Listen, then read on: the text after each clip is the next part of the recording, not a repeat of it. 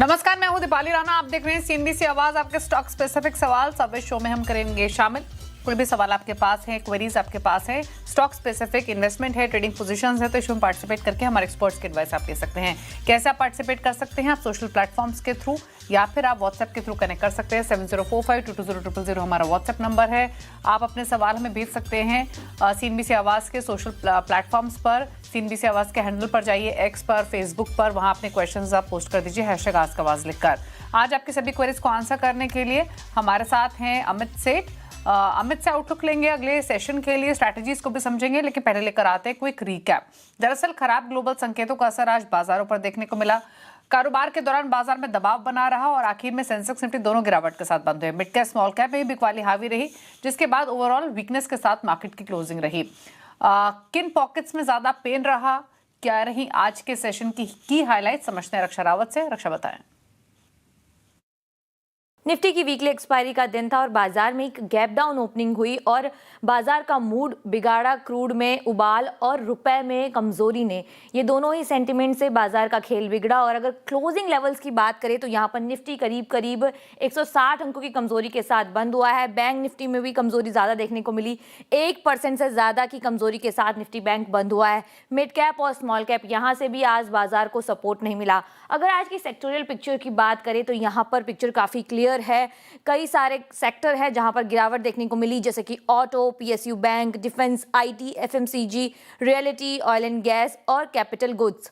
अगर बात करें इंडिया विक्स की तो यहां पर एक जंप देखने को मिला, 3.5% की तेजी यहां पर देखने को मिली। लेकिन आज मेटल और फार्मा यहां पर थोड़ी बहुत बाइंग देखने को मिली और इन्होंने बाजार को थोड़ा बहुत सपोर्ट करने की कोशिश की। अगर आज के निफ्टी के लूजर्स की बात करें तो यहां पर निफ्टी में गिरने वालों में से एचसीएल टेक, यहां पर जो नतीजे आए उसके बाद गिरावट देखने को मिली। श्रीराम फाइनेंस यहां पर भी गिरावट देखने को मिली। एचडीएफसी लाइफ, कल यहां पर नतीजे आने वाले हैं और Q1 नतीजों के पहले यहां पर भी 3% की कमजोरी देखने को मिली। इसके अलावा टाटा मोटर्स पीवी यहां पर भी करीब 2.5% से ज्यादा की गिरावट हमें देखने को मिली। चुनिंदा कंट्रीब्यूटर्स की बात कर लेते हैं तो यहां पर भारती एयरटेल यहां से थोड़ा बहुत सपोर्ट मिला। इसके बाद अपोलो हॉस्पिटल, सन फार्मा, डॉक्टर रेड्डीज, ये सारे काउंटर थे जिन्होंने थोड़ा बहुत सपोर्ट करने की कोशिश की। अगर आज सेक्टर की बात करें तो यहाँ पर पीएसयू स्पेस, यहाँ पर काफ़ी ज़्यादा डेंट पड़ता हुआ करीब 2% इंडेक्स जो है वो डाउन था। और अगर कुछ काउंटर्स की बात करें तो bank of Maharashtra, Canara bank, bank of India और एसबीआई, ये सारे काउंटर थे जिन्होंने निफ्टी बैंक को ड्रैग करने की कोशिश करी और पीएसयू बैंक के लूजर बने। तो ये था आज के बाजार का पूरा ब्यौरा। अब लेकर आते हैं संस्थागत निवेशकों के आंकड़े। एफआई से बिकवाली की आज के सेशन में ऑलमोस्ट 740 करोड़ की, डीआईएस ने बाइंग की लगभग 2927 करोड़ की। अब रणनीति अगले सत्र की क्या होनी चाहिए, इस पर एक व्यू लेते हैं। अमित नमस्कार, बताएं। पहले तो निफ्टी बैंक निफ्टी पेन के साथ क्लोजिंग हुई, सारा फोकस वापस अब वेस्ट एशिया क्राइसिस की तरफ शिफ्ट हुआ है। कच्चे तेल का उबाल, रुपए की कमजोरी, ये सब परसिस्टेंट दिखाई दे रहे हैं और वीकनेस डाल रहे हैं मार्केट्स पर। ऐसे में इंडेक्स लेवल पर कोई ट्रेडिंग स्ट्रैटेजी रिकमेंड करेंगे? जी, good evening Deepali ma'am and good evening to all the viewers. Ma'am, definitely markets में प्रेशर है। एक अच्छी खासी मार्केट हमारी 2 दिन पहले तक थी, लेकिन जो वेस्ट एशिया में हमने जो ट्रबल देखा और उसके कारण जो क्रूड में उछाल आई है, उसके कारण हमारी मार्केट्स में प्रेशर आया है। क्रूड के कारण PSU banks have been affected, financials have been affected और आज हमने इन सब क्षेत्रों में एक अच्छी खासी बिकवाली देखी। तो अगर हम पर्टिकुलरली बात करें निफ्टी के लेवल्स की, तो हमारा एक अहम लेवल आता है 24,900 के आसपास। अगर वो ब्रेक करता है तो प्रॉब्ली 24,700 के तरफ हम जा रहे हैं। बट मेरी रणनीति ये रहेगी कि 24,800, 24,900 इज अ स्ट्रॉन्ग सपोर्ट। यहाँ पे हमें बाय करने का ही देखना चाहिए, लेकिन subject to what is the overnight news. अगर ओवरनाइट स्थिति बिगड़ती है, क्रूड में कोई कोई कूल ऑफ नहीं होता है, क्रूड के प्राइसेस नीचे नहीं आते, तब ये रणनीति काम नहीं आएगी। तो बेसिकली हमें ओवरनाइट कैसी न्यूज वेस्ट एशिया से आती है और क्रूड कैसा बिहेव करता है, उसके ऊपर ही हमारी निफ्टी की रणनीति रहेगी। कोई भी कारणवश अगर क्रूड में नरमी आती है तो 24,900 के आसपास it's a buy and dip opportunity. और अगर क्रूड में उछाल है तो फिर हम इस स्ट्रेटेजी को अवॉइड करेंगे। रही बात निफ्टी बैंक की, ये भी मेरे ख्याल से जब तक ये वेस्ट एशिया का झमेला, तब तक थोड़ा प्रेशर में रहेगा ये। तो जो भी स्ट्रेटेजी हमने बनानी है वो डे टू डे बेसिस पे बनानी है। यहाँ पे सपोर्ट हमारा लगभग 56,700 के आसपास एक अच्छा सपोर्ट आता है। But again subject to what overnight news हमें कैसी मिलती है, उसके ऊपर ही हमारी रणनीति डिपेंड करेगी। ओके, स्टॉक स्पेसिफिक अप्रोच क्या रहेगी? जी देखिए, इस बाजार में pharma is doing really well irrespective of कि वेस्ट एशिया और क्रूड में क्या हो रहा है। तो फार्मा एक तरह का डिफेंसिव भी है और आउट परफॉर्मिंग सेक्टर भी है। तो यहाँ पे मुझे सन फार्मा का चार्ट काफी अच्छा लग रहा है। सन फार्मा का अगर हम स्ट्रक्चर देखें तो 2 दिनों के एक पॉज के बाद अगेन टेंडेमा से हम एक वापस एक रिवर्सल देख रहे हैं। तो इसे बाय करना है, लगभग 1925 के आसपास स्टॉप लॉस रखना है और टारगेट्स हमारे यहाँ पे 1975 से लेके 1980 तक के रहेंगे। ओके, तो ये रही ट्रेडिंग स्ट्रैटेजीज आपके लिए। अब बात करते हैं व्यूअर्स से और पहले व्यूअर मुकेश हमारे साथ कनेक्टेड हैं मुंबई से। मुकेश नमस्कार, बताएं क्या सवाल है आपका। जी नमस्कार मैडम।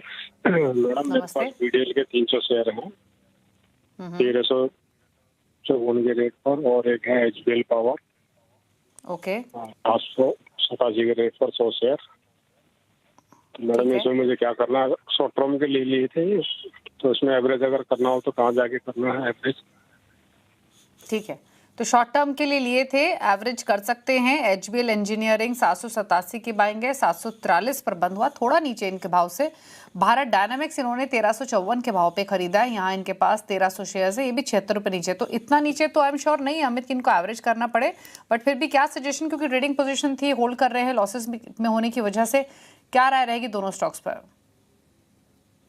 जी एवरेज करने की बिल्कुल ही सलाह नहीं है दोनों स्टॉक्स में। भारत डायनामिक्स की अगर हम बात करें तो ये काउंटर साइडवेज टू नेगेटिव चल रहा है पिछले कुछ महीनों से। 200 एमआ एक रेजिस्टेंस की तरह प्रूव कर रहा है। जब भी स्टॉक 200 एमआ के आसपास आता है हम वापस देखते हैं कि यहाँ पे एक बिकवाली आती है। रिसेंटली 1440 तक के भाव गए थे, 200 एमआ आसपास था और वापस हम एक इसमें गिरावट देख रहे हैं। की मूविंग एवरेजेस यहाँ पे ब्रेक हो गए हैं, तो ओवरऑल थोड़ा सा प्रेशर है यहाँ पे स्टॉक में। तो इसीलिए एवरेज की सलाह नहीं है, इनफैक्ट क्योंकि एक अंडर परफॉर्मिंग स्टॉक है, अंडर परफॉर्मिंग सेक्टर है फॉर द टाइम बिंग। कोई भी उछाल है जो मैं आशा करता हूँ इनको मिलेगा, तो यहाँ से निकलने की कोशिश करें। दूसरा स्टॉक इन्होंने कहा है एचबीएल इंजीनियरिंग। यहाँ पे देखिए आज के सत्र में स्टॉक ने अपना 200 day exponential moving average break किया है। एक इसका स्ट्रॉन्ग सपोर्ट आता है 735 740 के आसपास, वो टूटेगा तो और भी दिक्कतें बढ़ेंगी। तो बिकॉज ट्रेंड नेगेटिव है, सपोर्ट्स ब्रेक हो रहे हैं, इसीलिए एवरेज की सलाह दी है। इनफैक्ट अगर बाजार में थोड़ा बहुत सुधार आता है और इन स्टॉक्स में बाउंस आता है जहां पे इनका लॉस कम हो, तो यहाँ से भी निकलने की ही सलाह है। ओके, बात करते हैं अगले व्यूअर से। अभिषेक गुप्ता है नोएडा से। अभिषेक नमस्कार, पूछिए अपना सवाल। नमस्कार। Hello Amit ji, good evening. सो मेरे पास कोचिंग शिपयार्ड के 1000 शेयर्स हैं 1540 के भाव पे, एंड मैज़गॉन के भी 1000 शेयर्स है 2590 के भाव पे। शॉर्ट टर्म का व्यू है, क्या करना चाहिए मेरे को? मैज़गॉन डॉक किस लेवल की बाइंग है? 2590। 2590 मैज़डॉक, कोचिन शिपयार्ड 1538, दोनों में छोटी अवधि का व्यू है, क्या करना चाहिए? जी देखिए, बेसिकली डिफेंस स्टॉक्स में क्या हो रहा है कि बीच बीच में रैली जरूर आती है, कोई भी ऑर्डर के न्यूज आते हैं तो हम यहाँ पे थोड़ी बहुत रैली देखते हैं, बट वो रैली सस्टेन नहीं कर रही है, फिजल आउट कर जाती है। 2 दिन पहले हमने हिंदुस्तान एरोनॉटिक्स में भी एक मूव देखा था, लगा था कि स्टॉक ब्रेकआउट करेगा, लेकिन पिछले 2 दिनों से वो भी फिजल हो गया। तो सेम प्रॉब्लम हम कोचिन शिपयार्ड, मैज़गॉन डॉक, ये सारे स्टॉक्स में देख रहे हैं। पर्टिकुलरली अगर हम कोचिन शिपयार्ड की पहले बात करें तो एक तो ये काउंटर साइडवेज चल रहा है, और जब भी यहाँ पे कोई उछाल आता है तो 200 एमआ एक रेजिस्टेंस की तरह प्रूव कर रहा है। रिसेंटली भी उछाल आया था तो लगभग 1550 के आसपास रेजिस्टेंस लिया, और उसके बाद से हम स्टॉक में एक लगातार करेक्शन देख रहे हैं। तो मैं ये नहीं कहूंगा कि कोई बहुत नेगेटिव स्ट्रक्चर है, लेकिन पॉजिटिव भी नहीं है, साइडवेज कंसोलिडेशन में है। फिलहाल ये सेक्टर इन फोकस नहीं है, तो कोई भी उछाल है तो कोचिन शिपयार्ड से निकलने की कोशिश करें। मैज़गॉन डॉक में भी सेम प्रॉब्लम है, बीच बीच में रैली आती है लेकिन वो रैली सस्टेन नहीं करती। इस बार भी यही हुआ, 200 एमआ 2500 2550 के आसपास गया और वहां से हम वापस एक करेक्शन देख रहे हैं। तो मुझे लगता है बाउंस जरूर आएगा जिस हिसाब से चार्ट्स ने टेक्निकली पास्ट में बिहेव किया है। अगर ये लेवल्स होल्ड करते हैं 2300 2275 के, तो एक बाउंस जरूर मिलेगा ये बाउंस में, लेकिन हमें निकलने की ही कोशिश करनी है क्योंकि ओवरऑल स्ट्रक्चर अभी भी नेगेटिव है इसका। ओके, तो ओवरऑल स्ट्रक्चर वीक है, इसलिए निकलने की सलाह है मैज़डॉक से। बात करेंगे अगले व्यूअर से और हमारे साथ सवाल पूछने के लिए अब देवांग मेहता है अहमदाबाद से। देवांग नमस्कार, पूछिए अपना सवाल। नमस्ते मैडम। सवाल बेसिकली ये है कि मेरे पास जियो फाइनेंशियल्स के 1288 शेयर है at the rate of 281। So medium term में क्या करना चाहिए इसके हिसाब से? शुड आई होल्ड इट और should I purchase it more? Okay, Jio financial पर क्या राय रहेगी medium to longer term outlook के साथ? 281 की इनकी बाएंगे फिलहाल तो 45 रुपए नीचे इनके भाव से, बट क्या स्ट्रैटेजी रखें? एक डिस्क्लोजर भी देते हैं, जियो फाइनेंशियल और सीएनबीसी आवाज यानी नेटवर्क 18 दोनों के पेरेंट सेम है, विच इज रिलायंस इंडस्ट्रीज। बताइए अमित। जी आई एम एक्सट्रीमली सॉरी, जियो में मेरी पोजीशन है इसीलिए मैं इस पे कमेंट नहीं कर पाऊंगा फॉर कंप्लायंस पर्पसेस। ओके, माफी चाहेंगे देवांग, आप हम अगले शो में या कल के शो में आपका सवाल लेने की कोशिश करेंगे इस स्टॉक पर। बात अब अगले व्यूअर से कर लेते हैं। जनेंद्र श्रीवास्तव है हमारे साथ गाजियाबाद से सवाल पूछने के लिए। नमस्कार जनेंद्र, बताएं क्या सवाल है आपका? नमस्कार मैम, मेरे पास 6,500 तो है अशोक लीलैंड के 168 रुपए के हिसाब से, और 300 शेयर हैं रिलायंस के 1424 के हिसाब से। तो बताइए। ठीक है, आपका इन्वेस्टमेंट है ये या छोटी अवधि के लिए? इन्वेस्टमेंट है। ओके, ठीक है, पूछ लेते हैं फिर क्या सजेशन रहेगा।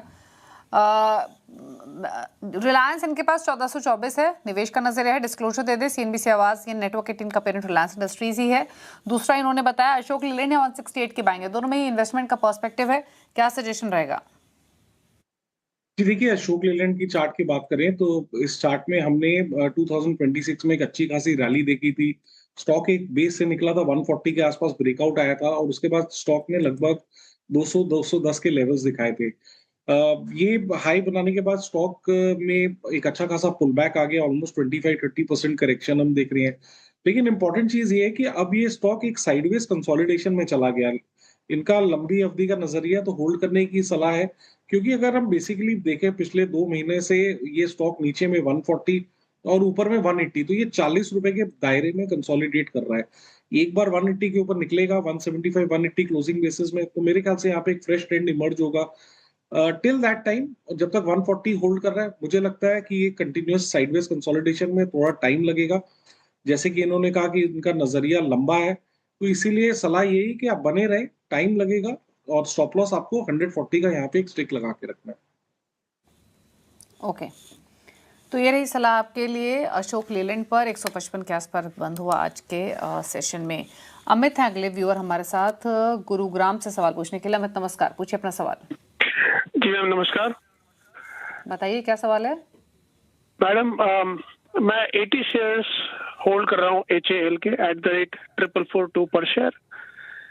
और दूसरा सवाल मेरा है होल्डिंग 407 शेयर्स ऑफ BEL @318 पर शेयर। तो दोनों में ही मेरा लॉन्ग टर्म व्यू है, may be more than 2 years or so. So my question is, can I add some shares on dip or what should be my strategy, from the expert point of view? Okay, क्या करना चाहिए? Bharat electronics investment के नजरिए से add भी कर सकते हैं और ऑलरेडी होल्डिंग है इनकी 407 शेयर्स हैं। एक HAL का भी शेयर है इनके पास, 80 स्टॉक्स एट 442। क्या राय रहेगी हमें दोनों पोजीशंस पर? जी ma'am, I am extremely sorry, ये भी मेरी ट्रेडिंग पोजीशन में है। मैं लिस्ट में ये था नहीं पहले। Both the stocks are in my trading position, तो मैं कमेंट नहीं कर पाऊंगा। ओके, तो BEL HAL पर ये माफ़ी चाहेंगे, अमित राय नहीं दे पाएंगे क्योंकि इनकी पास ये स्टॉक्स हैं, तो वेस्टेड इंटरेस्ट की वजह से। नितिन कुमार हैं अगले व्यूअर मुजफ्फरनगर से सवाल पूछने के लिए। नितिन बताएं क्या सवाल? Ma'am good evening ma'am. बताएं क्या सवाल है आपका? मेरे पास वेदांता के 180 शेयर है 357 से मैम। तो क्या मुझे बने रहना चाहिए कि सेल कर देना चाहिए? ओके, वेदांता 357 की बाएंगे, 267 पर बंद हुआ, लॉसेस में है। इनफैक्ट आपकी कब की परचेज है वेदांता में? मैम लास्ट मंथ की। लास्ट मंथ की। क्या सजेशन रहेगा इस पोजीशन में? जी देखिए, वेदांता की अगर हम बात करें तो इनफैक्ट सारे मेटल स्टॉक्स की, स्पेशली वेदांता, हिंडाल्को, ये एल्यूमिनियम बेस्ड स्टॉक्स में, तो इनमें हमने पिछले 2-3 महीने पहले तक एक अच्छी खासी रैली देखी थी। वेदांता ने लगभग एक हाई बनाया था 360 के आसपास और उसके बाद से हम एक कंटिन्यूअस करेक्शन देख रहे हैं। लेकिन अब ये लेवल्स नहीं है कि जहां पे आपने एग्जिट करना है। जैसे कि मैं देख रहा हूँ कि आपको अच्छा खासा लॉस और आपने स्टॉप लॉस नहीं लगाया। लेकिन पिछले 2-3 दिनों से हम थोड़ा बहुत मेटल स्टॉक्स में एक स्टेबिलिटी देख रहे हैं, एक साइंस ऑफ बेस फॉर्मेशन देख रहे हैं, B it Hindalco, B it Vedanta. और ये लेवल्स अच्छे हैं, मैंने 260 265 के आसपास यहाँ पे वीकली सपोर्ट है, 200 day exponential moving average support भी है, और पिछले 4-5 दिनों में हमने देखा है कि यहाँ पे कुछ गिरावट थमी है। तो इन लेवल्स में अब बिल्कुल सलाह नहीं है कि आप वेदांता से एग्जिट करें। इनफैक्ट अगर ये स्टॉक 275 के ऊपर ट्रेड करना शुरू करता है तो मे बी ऐसा देख के लगता है कि यहाँ पे जो करेक्शन आया था वो ओवर हो गया है, and then the stock may be slightly positive, sideways to positive. तो इन लेवल्स पे आप वेदांता से एग्जिट मत करें, मेरी सलाह है कि आपको एग्जिट नहीं करना है, तो आप इसे होल्ड करें और यहाँ पे एक स्टॉप लॉस लगभग लगा के रखें 257 रुपीज का। ओके, तो ये रही सलाह आपके लिए वेदांता पर। अब बात करेंगे अगले व्यूअर से, कुलदीप सिंह लुधियाना से हमारे साथ कनेक्टेड हैं। कुलदीप नमस्कार, पूछिए अपना सवाल। हाँ जी नमस्कार जी। बताइए क्या सवाल है। मेरे पास 23 शेयर हैं सेलो के eight the rate of 648। So what should I do? काफी लॉस है शायद इसमें। आपका वैसे होराइजन क्या है इसमें? Long time, long term view है। सेलो वर्ल्ड क्या राय रहेगी 648 का परचेज? जी देखिए, मैं ये स्टॉक ट्रैक नहीं करता हूँ, लेकिन फिर भी जो भी मुझे चार्ट नजर आ रहा है यहाँ पे, वीकली और डेली चार्ट्स दोनों वीक है। वीकली में एक इसका लगभग 500 के आसपास सपोर्ट था, वो स्टॉक ने लगभग फरवरी 2026 में ब्रेक कर दिया। डेली अगर हम स्ट्रक्चर की बात करें तो यहाँ पे भी कंटिन्यूअसली लोअर लो लोअर हाइस का स्ट्रक्चर बना हुआ है। स्टॉक एक लंबे समय से 200 डे एक्सपोनेंशियल मूविंग एवरेज के नीचे ट्रेड कर रहा है, और इनफैक्ट कोई भी रैली आती है तो वो 10 और 20 डेमा भी नहीं क्रॉस कर पाती है और वापस एक सेलिंग आ जाती है। तो सलाह यहाँ पे यही कि कोई भी उछाल है तो आप यहाँ से निकलने की कोशिश करें। ओके, तो ये राय रही आपके लिए सेलो वर्ल्ड पर उछाल पर निकलने की सलाह है। नमन है अगले व्यूअर हमारे साथ सवाल पूछने के लिए बेंगलुरु से। नमन नमस्कार, बताएं अपना सवाल। Good evening ma'am, good evening sir. मेरे पास BSC के शेयर है, 35 क्वांटिटी है, एवरेज प्राइस जो है मेरी 3670। 2030 का लॉन्ग टर्म व्यू है, क्या है करना चाहिए इसमें? आगे और बाइंड अप करें और ले सकते हैं क्या स्टॉक BSC? ओके, और ऐड कर सकते हैं क्या करंट लेवल से, और एग्जिस्टिंग पोजीशन में क्या करें, क्या राय रहेगी अमित? जी देखिए, फिलहाल ऐड करने की सलाह नहीं है, क्योंकि ये स्टॉक वेल डिस्कवर्ड है, सबको पता है BSC अच्छा स्टॉक है, that is why it is not working. और ऑलरेडी हमने यहाँ पे एक अच्छी खासी रैली देख ली है।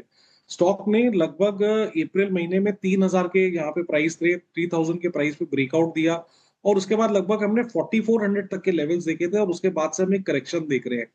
और इनफैक्ट स्टॉक ने ब्रीफली अपना 50 day exponential moving average breach भी किया, चार्ट्स में एक लोअर हाई हुई है। तो मैं ये नहीं कहूंगा कि medium term long term structures खराब है, बट मुझे ऐसा देख के चार्ट लगता है कि अब ये थोड़े दिनों के लिए एक साइडवेज कंसोलिडेशन में चला गया है। ये लेवल्स पे हमें ऐड नहीं करना है। इनफैक्ट जो हमारी एग्जिस्टिंग पोजीशन है उसका हमें एक टाइट स्टॉप लॉस 3700 का लगा के रखना है। अगर ये स्टॉक लगभग 3900 3950 के ऊपर निकलता है तो आपको शायद एक्सिस्टिंग पोजीशंस में मुनाफा है, but at the same time हमें 3700 का एक स्ट्रिक्ट स्टॉप लॉस BSC में लगा के रखना है। ओके, तो ये रही आपके लिए BSC लिमिटेड पर। अब एक और क्वेरी लेते हैं विजय परमार की, वडोदरा से कनेक्टेड है हमारे साथ। विजय नमस्कार, पूछे सवाल। जी नमस्कार मैम, मेरे पास मैम SBI कार्ड के शेयर्स है जो करीबन एवरेज 596 का है, 91 शेयर्स। मैंने लॉन्ग टर्म के लिए लिया था, बट अभी तक उसमें कुछ ग्रोथ दिख नहीं रहा है। एक बार करीबन 1100 के आसपास हो गया है, फिर उसके बाद नीचे आया, तो क्या करें इसमें? लॉन्ग टर्म होल्ड करें या सेल आउट करके कुछ और परचेस करें? ठीक है, पूछ लेते हैं क्या करना चाहिए SBI कार्ड्स में। 596 के आएंगे, छोटा प्रॉफिट लेके निकल जाएं या रखें इसे? नहीं, बिल्कुल होल्ड करने की सलाह है। एक अच्छे ग्रुप की कंपनी है, और सेकेंडली चार्ट्स में जिस तरह से पैटर्न्स आप बन रहे हैं, वीकली सपोर्ट से रिवर्सल आ रहा है, और यहाँ पे एक एग्जॉशन एंड रिवर्सल पैटर्न नजर आ रहा है। इनफैक्ट अगर आज के सत्र में आप देखें तो रिकॉर्ड वॉल्यूम्स हुई है चार्ट्स पे, हमने ऐसे वॉल्यूम्स पिछले कई दिनों में नहीं देखा है, और आज की कैंडल ने 10, 20 और 50 डेमा भी क्रॉस कर लिया है। तो मुझे लगता है नियर टर्म थोड़ा बहुत मोमेंटम यहाँ पे रहेगा, but at the same time आप मुनाफे में है, मुनाफा प्रोटेक्ट भी करना है, तो 620 रुपए का स्टॉप लॉस लगाएं और इस मोमेंटम को कुछ दिनों के लिए राइड करें। ओके, तो ये रही राय SBI कार्ड्स पर। चलिए रुक रहे हैं इसी के साथ एक ब्रेक के लिए, लौटेंगे तो कुछ और व्यूअर्स से करेंगे बातचीत। चलो वापस आते हैं। आप देख रहे हैं सीएनबीसी आवाज। लेते हैं कुछ और सवाल। हमारे साथ अमित सेठ बने हुए हैं क्वेरीज को आंसर करने के लिए। प्रशांत का एक सवाल है लखनऊ से। दो स्टॉक्स इनके पास, एक तो एनएचपीसी और दूसरा सुजलॉन। एनएचपीसी में 4000 शेयर्स है, 81 की बाइंग है। सुजलॉन में 2500 शेयर्स है, 57 रुपए की बाइंग है। जानना चाहते हैं क्या करें दोनों पोजीशंस में लंबी अवधि के हिसाब से, बताइए अमित। जी पहले एनएचपीसी पे आ जाते हैं। एनएचपीसी की अगर हम स्ट्रक्चर की बात करें तो स्ट्रक्चर पॉजिटिव है एज लॉन्ग एज यहाँ पे 77 के लेवल्स इंटैक्ट है। इनफैक्ट एक दो दिनों से स्टॉक इस पुल बैक के बाद मूविंग एवरेज सपोर्ट से एक अपमूव दिखाने की कोशिश कर रहा है, but may be due to poor market conditions थोड़ा सा ये स्टॉल हो रहा है। तो एक बार अगर 80 रुपए के ऊपर निकलेगा तो यहाँ पे एक अच्छा मूव देख सकते हैं, बट हमें एक स्ट्रिक्ट स्टॉप लॉस यहाँ पे 77 रुपीज का लगा के रखना है। एनएचपीसी में मैं एक डिस्क्लेमर देना चाहता हूँ कि ये स्टॉक मेरे पोर्टफोलियो में पिछले लगभग 10-12 वर्षों से है। सेकंड स्टॉक हमने बात की सुजलॉन एनर्जी की। जी देखिए, सुजलॉन एनर्जी को मैं फिलहाल होल्ड करने की सलाह नहीं दूंगा, क्योंकि आज के सत्र में इसने एक इम्पोर्टेंट अपना 200 एमए का लेवल तोड़ा है। स्विंग सपोर्ट भी लगभग इन्हीं लेवल्स 53-50 के आसपास आता था, स्टॉक ने वो भी तोड़ा है। तो थोड़ा सा स्टॉक यहाँ पे प्रेशर में है। तो आप यहाँ से या कोई उछाल में निकलने की कोशिश करें या एग्जिट करें। मैंने सलाह लेकिन बेसिकली सुजलॉन में एग्जिट की ही है। अगला सवाल लेंगे। शुभाशीष दास ने भेजा है कोलकाता से। सवाल है इनका हिताची एनर्जी पर। 100 शेयर्स है, 32,420 खरीदारी का भाव है, लंबी अवधि का नजरिया है, क्या करना चाहिए? जी देखिए, हिताची में हमने ऑलरेडी एक अच्छा खासा रनअप देख लिया है। लास्ट रनअप स्टार्ट हुआ था 26,000 से और उसके बाद 38,000 तक के लेवल्स देखे और उसके बाद हम एक पुल बैक देख रहे थे जिसमें स्टॉक ने लोअर हाई भी बनाया। अब प्रॉब्लम यहाँ पे ये है कि स्टॉक 10, 20 और 50 डेमा के नीचे ट्रेड कर रहा है। जब तक ये स्टॉक 33,700 के ऊपर ना निकले, एक कंफर्मेशन हमें यहाँ नहीं मिलता है कि ये पुल बैक कंप्लीट हो गया है। तो मेरी सलाह ये है कि अगर आपको होल्ड करना है तो एक स्ट्रिक्ट स्टॉप लॉस लगाएं 32,200 का, और पॉजिटिव बायस यहाँ पे तभी आएगा जब ये स्टॉक 33,700 के ऊपर ट्रेड करेगा। ओके, बात करेंगे श्री कुमार पटेल से। कच्छ से भेजा है सवाल। आइनॉक्स विंड पर 7,000 शेयर्स हैं, 106 की बाइंग है, रखना चाहते हैं लंबी अवधि के लिए और जानना चाहते हैं क्या करें। जी देखिए, यहाँ पे क्लियरली स्ट्रक्चर नेगेटिव है, क्योंकि चार्ट एक लंबे अरसे से 200 डे एक्सपोनेंशियल मूविंग एवरेज के नीचे ट्रेड कर रहा है। Continuously lower low lower highs बन रहे हैं। कोई भी यहाँ पे रिकवरी आती है तो that is once again sold into. At the same time हमारा एक स्ट्रॉन्ग वीकली सपोर्ट बनता है लगभग 75 रुपए के आसपास। तो अगर आपको होल्ड करना है तो आप 75 का स्टॉप लॉस लगाएं, लेकिन ऑनेस्टली ओवरऑल स्ट्रक्चर वीक है, उछाल में निकलने की ही सलाह है। ओके, बात करेंगे अब निकेश की। इन्होंने सवाल भेजा है कोल इंडिया पर और 390 की इनकी खरीदारी है। 250 शेयर्स इन्होंने लिए हुए हैं। फिलहाल 40 से 41 रुपए का फायदा इनको हो रहा है। जानना चाहते हैं क्या करें, क्या सजेशन रहेगा? जी देखिए, बेसिकली कोल इंडिया पिछले 1.5-2 महीने से कुछ नहीं कर रहा है। बीच बीच में उछाल जरूर आता है टुवर्ड्स 470, 480। वो एक रेजिस्टेंस की तरह प्रूव करता है और हम वापस देखते हैं कि यहाँ पे एक पुल बैक आ जाता है। मैं इसे नेगेटिव नहीं कहूंगा, बायस, लेकिन आज के सत्र में स्टॉक ने 200 डेमा ब्रेक किया है। बेसिकली यहीं पे इसका सपोर्ट है 430 के आसपास। 430, 425 ब्रेक करेगा तो इनका मुनाफा कम हो जाएगा, इट विल हेड टुवर्ड्स 400। तो सलाह यही है कि अगर 1-2 दिन में या कल के सत्र में यहाँ पे बाउंस ना आए तो आप मुनाफा ही बुक करें और एग्जिट करें। ओके, तो ये रही कोल इंडिया पर 430 की पर बंद हुआ आज के सेशन में। मोहित से बात करेंगे। लुधियाना से इन्होंने सवाल भेजा। शिपिंग कॉर्पोरेशन ऑफ इंडिया पर 750 शेयर्स हैं इनके और इनकी काफी पुरानी बाइंग लग रही है। जो लेवल उन्होंने मेंशन किया है व्हाट्सएप पर वो है 23 रुपए का।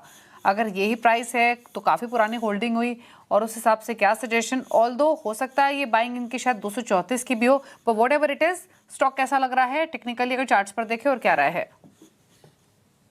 जी देखिए, शिपिंग कॉर्पोरेशन की बात करें तो एग्जैक्टली अपने वीकली सपोर्ट पे ये खड़ा है 280, 285 के आसपास।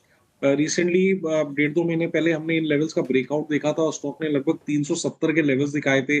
उसके बाद एक कंटिन्यूअस यहाँ पे पुल बैक आ रहा है। तो इसका मेक और ब्रेक लेवल 275 का। 275 अगर ब्रेक करता है तो प्रॉब्ली 260, 250 के लेवल्स हम देख सकते हैं। तो होल्ड करने का स्टॉप लॉस इसका 275 का है। 275 का स्टॉप लॉस लगाएं और इसे होल्ड करें।